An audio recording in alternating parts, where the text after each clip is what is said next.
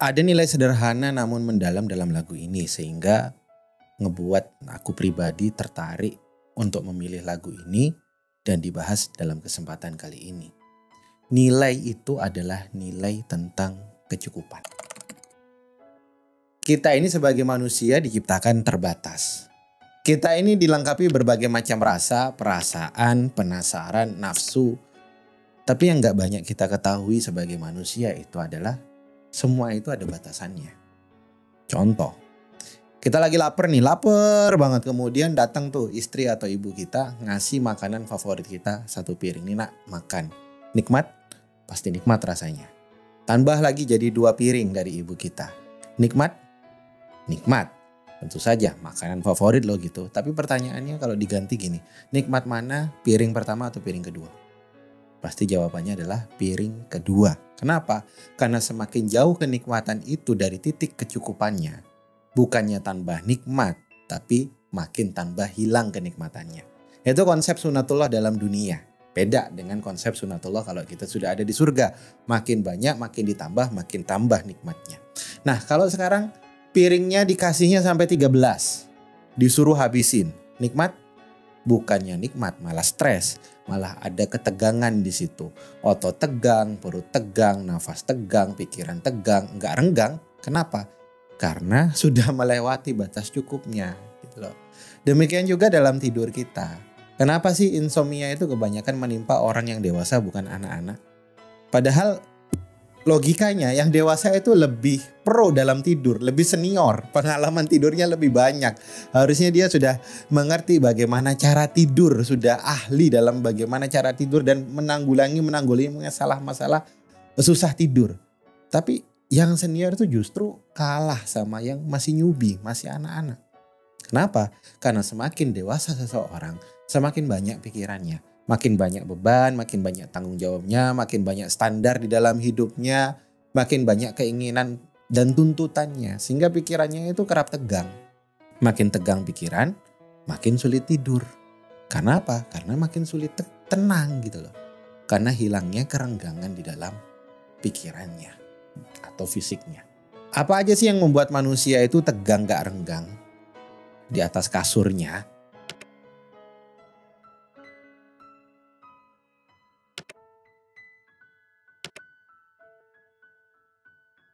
Contoh disebutkan tubuh yang berpatah hati, misalkan patah hati dalam urusan cinta. Padahal semua orang juga tahu jodoh itu ada yang ngatur. Ada Tuhan yang ngatur. Tapi manusia ketika dia jatuh cinta sama seseorang, kemudian muncul tuntutan, muncul keinginan pengennya sama yang itu. Terbebanilah dia dengan ekspektasinya sendiri.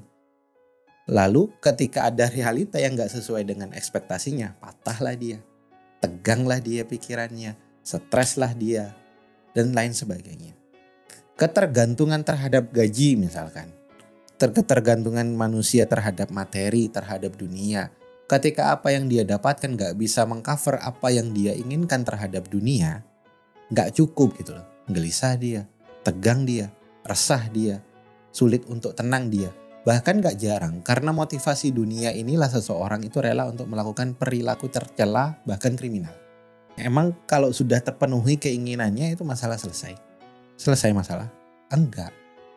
Akan muncul keinginan-keinginan baru.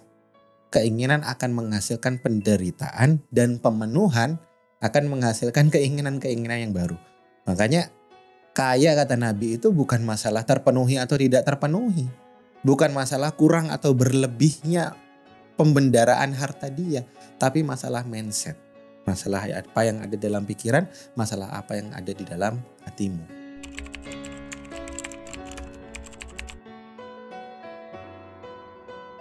Namun yang perlu digarisbawahi. Ketika kita tidur.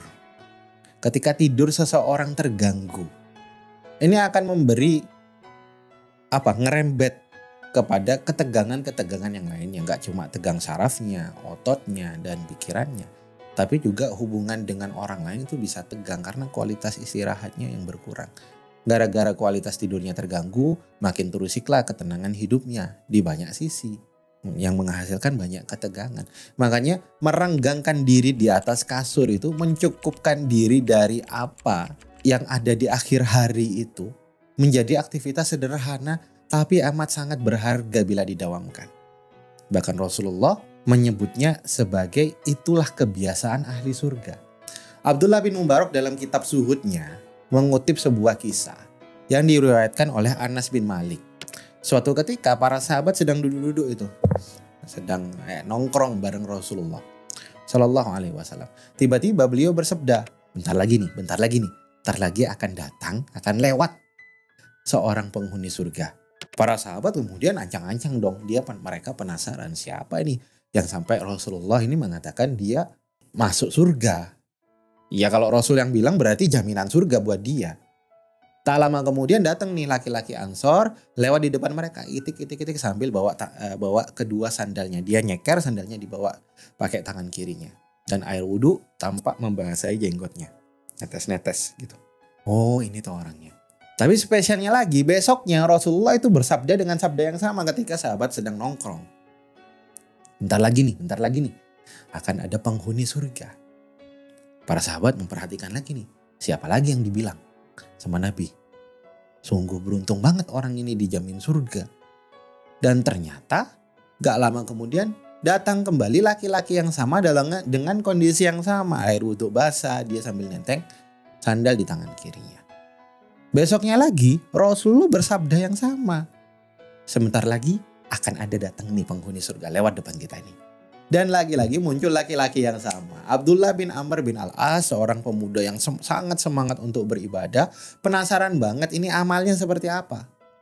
Abdullah bin Amr bin Al-As ini seorang pemuda yang sampai-sampai pengen puasa terus, pengen tahajud terus, gak perlu tidur, pengen puasa terus, gak perlu berbuka, sampai-sampai ditahan-tahan. Jadi semangat ibadahnya ini sangat-sangat tinggi. Nah penasaran dia, apa yang dilakukan oleh laki-laki Ansor tersebut sehingga dapat jaminan surga sama Nabi 3 kali. Nah tatkala Nabi pergi, maka Abdullah bin Amr bin Al-As ini ngikutin orangnya. Jadi dibuntutin dari belakang, kemudian berkata kepada laki-laki Ansor ini, "Wahai saudaraku, aku ini sedang punya masalah sama ayahku dan aku bersumpah untuk gak masuk ke rumahnya selama 3 hari. Aku gak mau pulang. Jika menurutmu aku boleh menginap di rumahmu sampai 3 hari, maka aku minta izin untuk tinggal di rumahmu sampai 3 hari." Maka orang tersebut menjawab, ya silahkan. Orang Ansor mah udah biasa ngasih tempat, berbagi tempat tinggal bersama orang-orang muhajir yang dari Mekah. Oh silakan gak masalah. Kita sudah bersaudara gara-gara Islam. Abdullah bin Amr bin Al-As kemudian nginep di rumahnya laki-laki Ansor tersebut dan mengamati secara seksama. Selama 3 hari dia tidak menemukan suatu amal yang istimewa. Sholatnya biasa, zikirnya biasa, bahkan qiyamul lail itu enggak selama 3 hari itu. Hanya saja, kata Abdullah bin Amr ini, hanya saja jika ia terjaga di malam harinya dan dia berbolak-balik dari tempat tidurnya, jadi kadang dia terbangun, maka ia pun berzikir kepada Allah dan bertakbir hingga akhirnya dia tidur, terus melakukan seperti itu sampai subuh. Gak ada qiyamul lailnya. Abdullah bertutur, memang sih aku tidak pernah mendengarkan dalam aktivitas itu beliau mengucapkan kecuali kebaikan semua pas dia lagi kebangun di tengah-tengah tidurnya itu. Tapi itu biasa buat level sahabat itu mah biasa banget. Kecuali kita ya, doa sebelum tidur aja belum tentu gitu. Boro-boro qiyamul lail. Nah, hampir-hampir Abdullah bin Amr bin Al-As ini meremehkan amal dari orang yang dibilang masuk surga ini sama Nabi. Dan hampir-hampir dia langsung pengen pamit pulang dengan kekecewaan. Tapi dia bilang, wahai saudaraku, mohon maaf sebelumnya. Aku sebenarnya cuma cari-cari alasan. Aku ini gak bermasalah sama orang tuaku. Hanya saja alasanku untuk begitu itu Rasulullah ini selama 3 hari berturut-turut bilang, kamu ini seorang penghuni surga. Nanti akan lewat penghuni surga. Ternyata kamu yang lewat selama 3 hari berturut-turut. Karenanya aku ini penasaran dan pengen nginep di rumahmu. Pengen tahu amalan apa yang kamu lakukan. Sehingga ini aku dapat mengikuti amalmu dan berharap aku termasuk penghuni surga. Tapi ternyata aku gak ngelihat kamu mengerjakan amalan yang istimewa. Sebenarnya amalan apa yang kamu lakukan? Sehingga Rasulullah menjaminmu masuk surga. Apa? Tolong dong kasih tahu. Maka kaget dong. Orang Ansor juga gak expect Rasulullah bilang seperti itu. Dia belum tahu ternyata. Dan lalu dia bilang seperti yang kau lihat, aku ini gak ngerjain amalan apa-apa. Aku ini cuma orang biasa.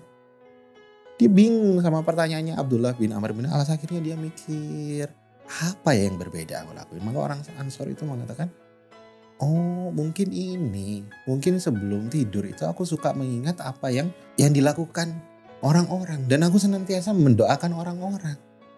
Apa yang dilakukan orang-orang, aku senantiasa memaafkan kalau aku ada yang dizolimi, sedang diperlakukan salah sama mereka. Dan aku mengikhlaskan itu semua, lalu aku berdoa untuk mereka. Dan juga aku tidak iri dan dengki terhadap mereka. Jadi dikelola hatinya sebelum tidur. Mendengar jawaban orang Ansor tersebut, Abdullah bin Amr kemudian mengatakan, ya itu maksudnya Rasulullah. Ya saudaraku, sekarang aku percaya bahwa engkau memang benar-benar calon penghuni surga. Dengan amalan itu kamu akan masuk surga. Dari sini jadi kita ini jadi tahu, menjadi tenang itu sederhana. Cukup untuk memanajemen perasaan dan pikiran kita. Dari yang berlebih menjadi cukup. Dari yang tidak cukup menjadi cukup. Ketika kamu sudah berada dalam frekuensi cukup, kemudian kamu ikhlas, ridho terhadap apa yang menimpa dirimu, benci tidak terlalu benci, mudah mengikhlaskan kesalahan orang lain, disitulah ketegangan hilang dan datanglah ketenangan atau sakinah menemani dirimu.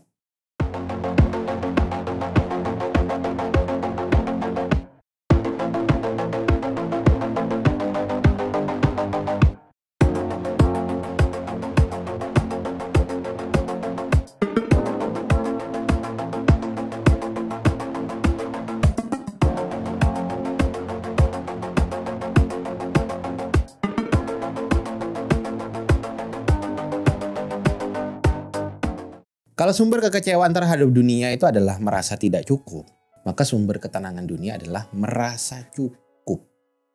Counter tadi tidak merasa cukup, ya merasa cukup. Cukup itu sederhana kata Nabi, kamu aman dalam rumahmu, keluarga dan tetanggamu bikin kamu nyaman, badanmu sehat, dan hari itu kamu punya makanan pokok untuk dimakan. Perutmu gak benar-benar kosong. Itulah cukup.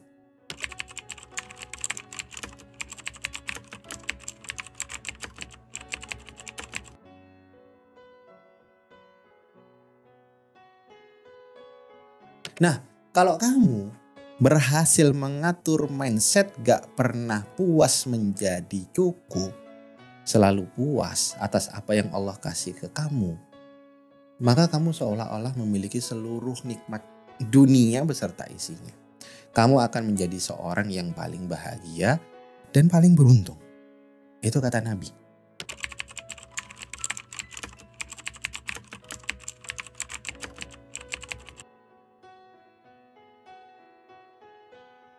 Itulah seni mahal bertahan hidup di bumi.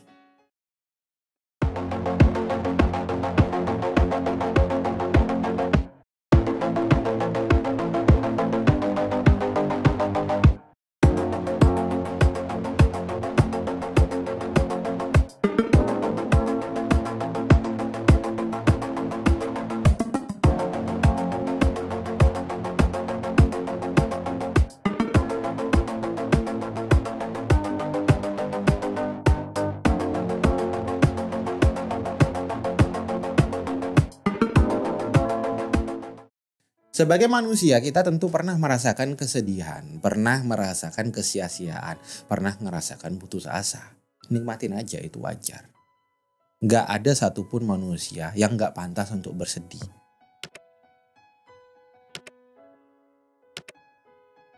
Yang gak pantas untuk curhat, nangis, mengungkapkan kesedihannya. Tapi tentu saja jangan pasif terhadap kesedihan itu sendiri. Sehingga kamu terlalu dalam kesia-siaan yang menghasilkan kesia-siaan lagi. Udah kesia-siaan, menghasilkan kesia-siaan, menghasilkan kesia-siaan. Kesedihan, menghasilkan kesedihan terus kesedihan. Dan keputusasaan itu sudah selayaknya menjadi pelajaran untuk ditelisiki lebih lanjut. Masalah utamanya dari itu semua adalah kelebihan atas batas kecukupan kita. Ekspektasi yang berlebihan. keinginan yang berlebihan, harapan yang berlebihan, kecintaan yang berlebihan, kebencian yang berlebihan. Segala sesuatu yang melebihi batas kecukupan itulah sumber utama masalah hidup kita. Bukan masalah itu sendiri sebenarnya. Masalah utamanya bukan dari luar. Masalah utamanya itu yang ngebikin kita patah, sedih, dan kecewa itu dari dalam diri kita. Kalau masalah mah dunia emang tempatnya manusia untuk diuji dengan masalah demi masalah. Tapi kenapa sih manusia bisa putus asa? Padahal masalah yang dihadirkan oleh Tuhan itu sebenarnya sudah sejak awal diukur dengan ilmunya Tuhan agar seporsi dan seproporsi masing-masing individu manusia. Masing-masing kita itu punya masalah memang sesuai dengan kadar kita. La yukallifullahu nafsan illa usaha, kata Allah. Allah nggak membebani seseorang melainkan sesuai dengan kadar kesanggupan dia menghadapi masalah dan beban itu. Sekali lagi, kita ini makhluk yang terbatas. Yang nyiptain kita ini tahu betul batasan kita. Bahkan yang nyiptain kita itu lebih tahu daripada kita. Makanya gak ada masalah yang melebihi batasan kita. Sebab dia Allah tahu betul batas kita. Akan tetapi belum tentu sama diri kita sendiri. Innal insana khuliqa halu'a. Sesungguhnya kita ini manusia itu diciptakan dengan keluh kesah lagi kikir. Kita ini terbatas tapi dikasih keinginan yang gak terbatas. Nah disitulah titik utama tantangan kehidupan. Makanya musuh terberat dari manusia di hidup ini bukan musuh dari luar. Tapi musuh dari dalam diri mereka masing-masing. Musuh terberatnya adalah diri mereka itu sendiri. Tapi yang terberat adalah yaitu musuh dari dalam diri kita sendiri. Bukan musuh dari luar. Counter utamanya adalah merasa cukup itu tadi. Karena kita punya diri, keinginannya gak selesai-selesai, gak ada habisnya, hawa nafsu itu gak ada mengenal kata cukup. Maka counter utamanya adalah gimana caranya mengatur diri supaya dia merasa cukup. Yang di dalam Islam ini disebut sebagai sifat qanaah. Untuk qanaah tipsnya dari Nabi itu sederhana. Pandanglah orang yang di bawahmu dalam perkara harta, dalam perkara dunia. Dan janganlah engkau pandang orang yang berada di atasmu dalam masalah ini. Dengan demikian, hal itu akan membuatmu tidak meremehkan nikmat Allah yang Allah berikan kepadamu. Sehingga kamu lebih mudah untuk menerima apa yang Allah tetapkan kepadamu. Tapi kalau untuk masalah akhirat sebaliknya, Nabi ngajarkan pandanglah ke atas. Jangan pernah merasa aman dari dosa dan jangan pernah merasa cukup dari amal yang pernah kita buat. Yang kita punya. Kata Nabi, iri hati itu gak boleh kecuali terhadap dua hal. Yakni orang yang dikaruniai Allah kemampuan Al-Quran, memahaminya, membacanya di siang dan malam. Serta orang yang dikasih harta oleh Allah kemudian dia menginfakkan siang malam. Nah kita boleh iri tuh. Lihat terus tuh ke atas supaya kita bisa melakukan amal seperti mereka. Setidaknya mendekati mereka.